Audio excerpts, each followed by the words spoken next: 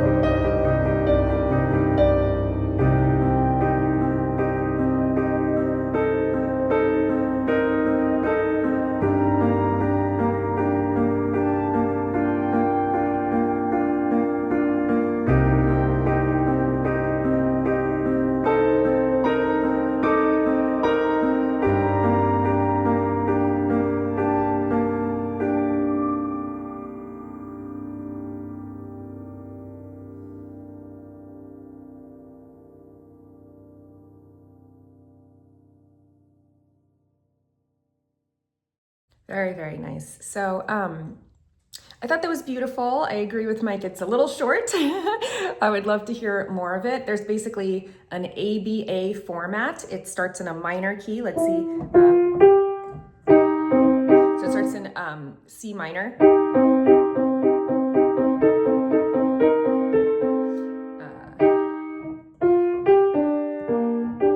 And then it goes to G minor.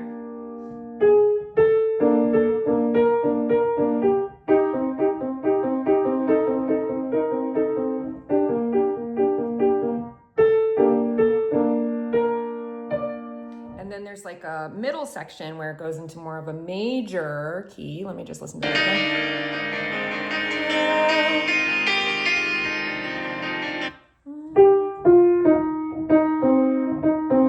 So then it goes to an A flat major.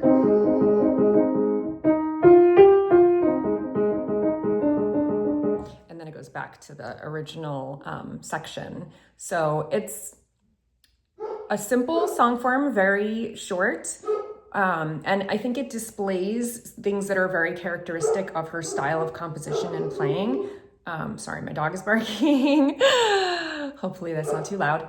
Falcor, stop it, please. Shh. She may have to go out because she's a little bit sick today. You know what? I'm gonna just take her outside and I'll be right back, okay? All right, I am back. That was a false alarm, but she has been sick to her stomach and I've been cleaning up a lot of messes. So when she starts barking like that, usually that's her way of telling me that she needs to go out. And I ignore it at my own peril. So anyway, as I was saying, I think this song displays a lot of characteristics of Andrea's composition style. And some of those are, she'll establish a chord progression and a melody, and then it's kind of like a theme and variations where she'll repeat that chord progression and melody, but each time it gets a little bit more complex. So she might begin with blocked chords and then go to broken chords and then arpeggios, and then she might play the melody in the middle C octave and then go up and play it in the treble octave. Another thing that she likes to do is to play the melody in octaves. So, rather than playing like, she'll do,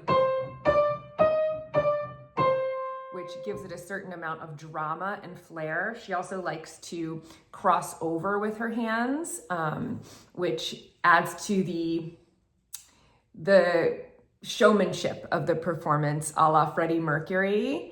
So all really, really good techniques. She always makes full use of the range of the keyboard, playing very low and very high, which keeps the performance very dramatic sounding and exciting. I know in the past that she said that she wants to get into scoring for television and film, and I definitely could hear something like this in a soundtrack for something. So I think she's well on her way.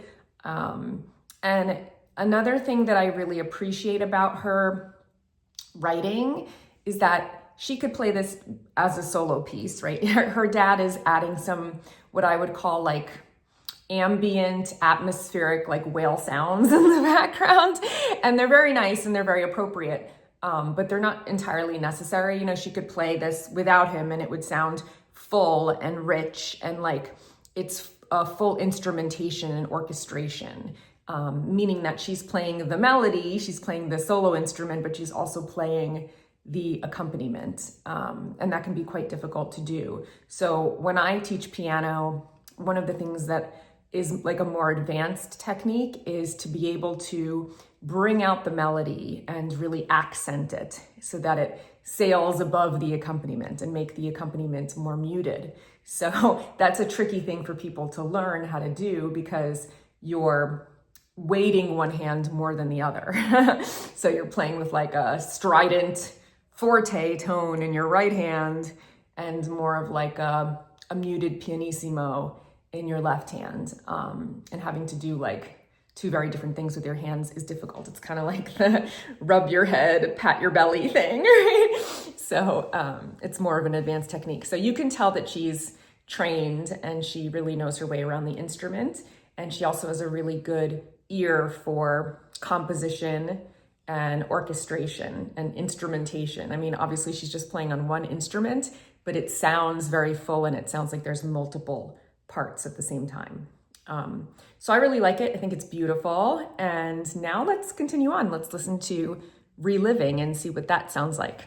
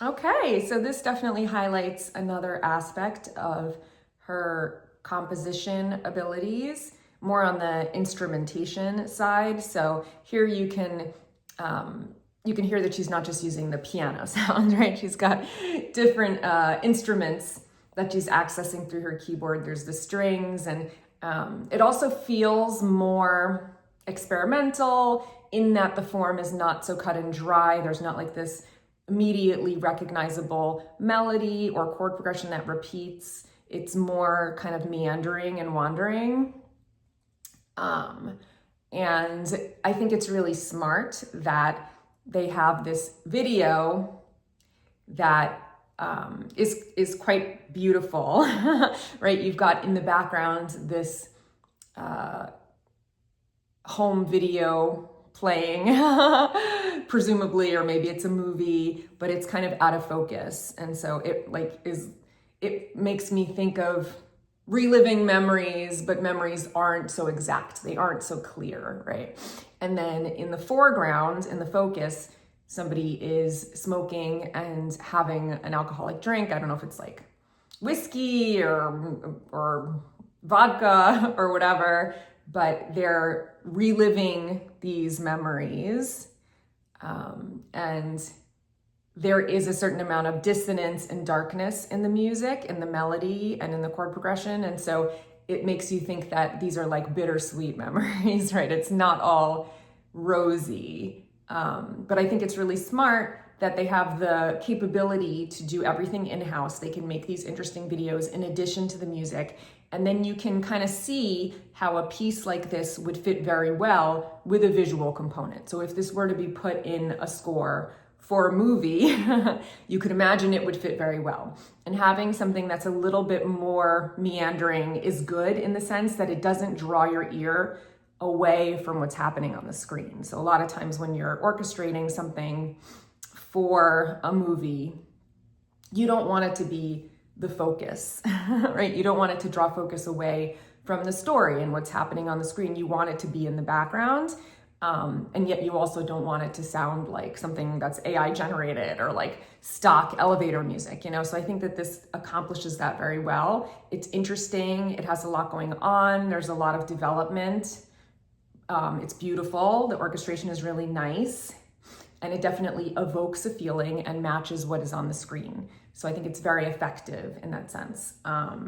So yeah, I think she's a really good composer, a really good musician, and I could definitely see her stuff being very effective in movies and television. So if that's where she wants to go with it, I think she definitely has the talent and the chops to do that. All right, well, I hope that you enjoyed my reaction, Mike. Thank you so much for the recommendation. I really love these instrumental pieces, and I hope you enjoyed my reaction. I'll see you guys here next time. Until then, take care, and of course, happy singing. Bye.